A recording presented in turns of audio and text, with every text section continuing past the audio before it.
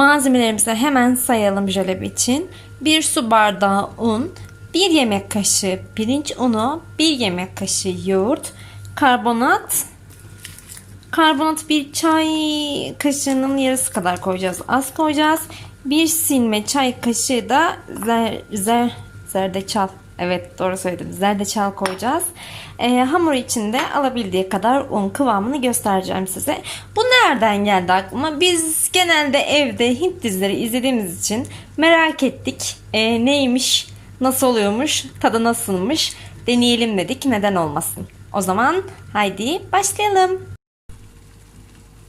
Malzemelerimizi ekleyelim. Malzemelerimiz arasında 1 su bardağı unumuzu döküyoruz.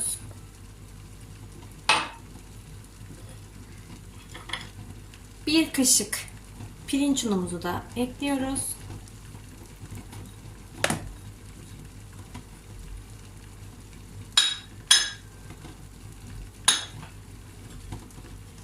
Bir kaşık yoğurdumuzu da ekleyelim.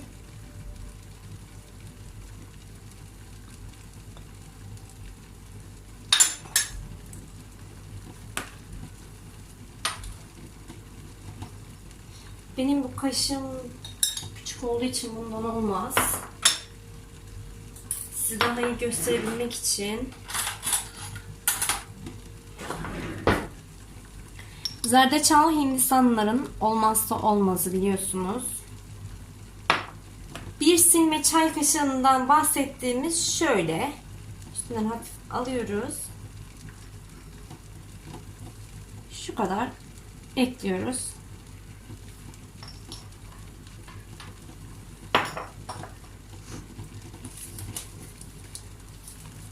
Kabartma tozumuzdan da yine aynı şekilde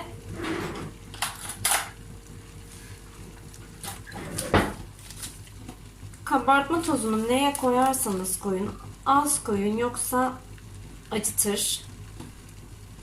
Acıtır. Acımsı hale gelir.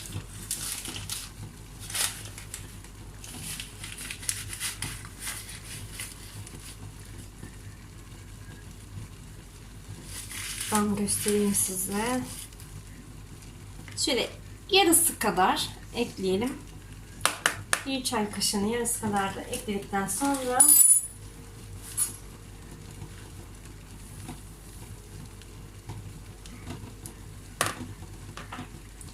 suyun kıvamını tam söyleyemeyeceğim ama hamurumuzun kıvamı poşetten akabilecek, şekil alabilecek bir cıvıklıkta olması gerekiyor. Ne çok cıvık ne çok koyu. O yüzden yavaş yavaş ekleyerek karıştıralım. İlk başta bir yarımını koyayım ben. Yarımını bir koyayım. Sonra bir karıştıralım.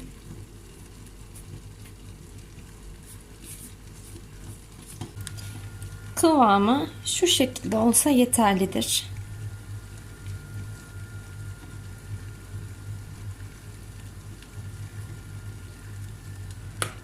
Ben suyumu bir su bardağından şu kadar arttı. Yani 75'i diyebiliriz. Hamurunu bir saat beklettikten sonra dökmeye başlayabiliriz. O zaman şerbetini yapmaya gidelim. Şerbet için gerekli malzemede 1 su bardağı şeker, yarım su bardağından 1 bardak fazla su ve çeyrek limonumuzla şerbetimizi yapmaya geçelim. Elde ettiğimiz hamuru 2 saat üstünü streçleyip bir köşeye koyalım. O zaman şerbetini yapalım o sırada.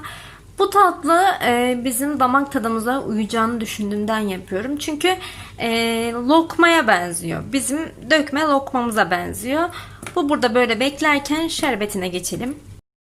Şerbeti için de tenceremize yarım su bardağından 1 parmak fazla suyumuzu ekledik. Şekerimizi de ekleyelim. Bunu kısık ateşte şerbetimiz kaynadıktan sonra limonumuzu da sıkalım.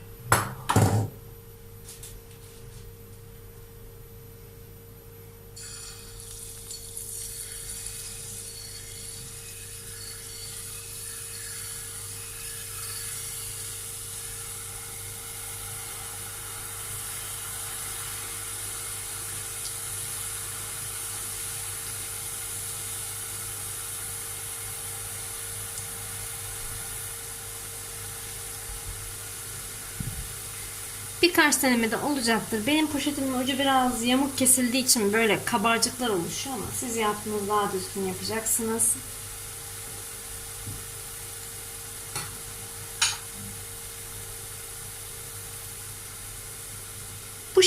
Bu şekilde olacak. Sonra bunları şerbetimize batırıp köşeye koyacağız emmesi için. Sonra da yemeğe hazır olacak.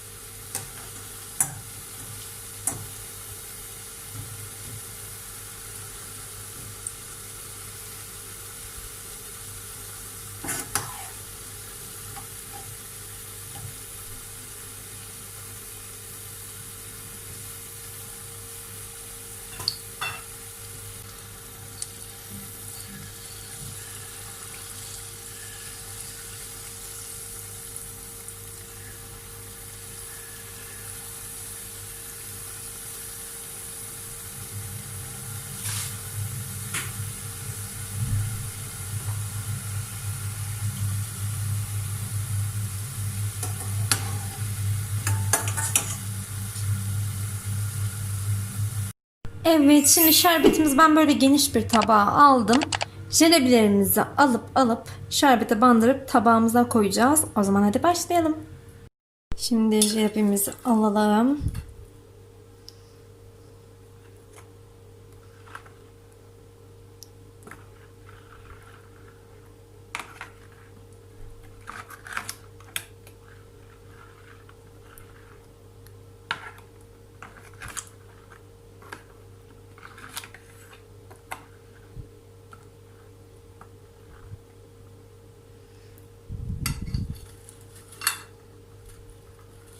Aynı dediğim gibi bizim lokma tatlarımıza çok benziyor.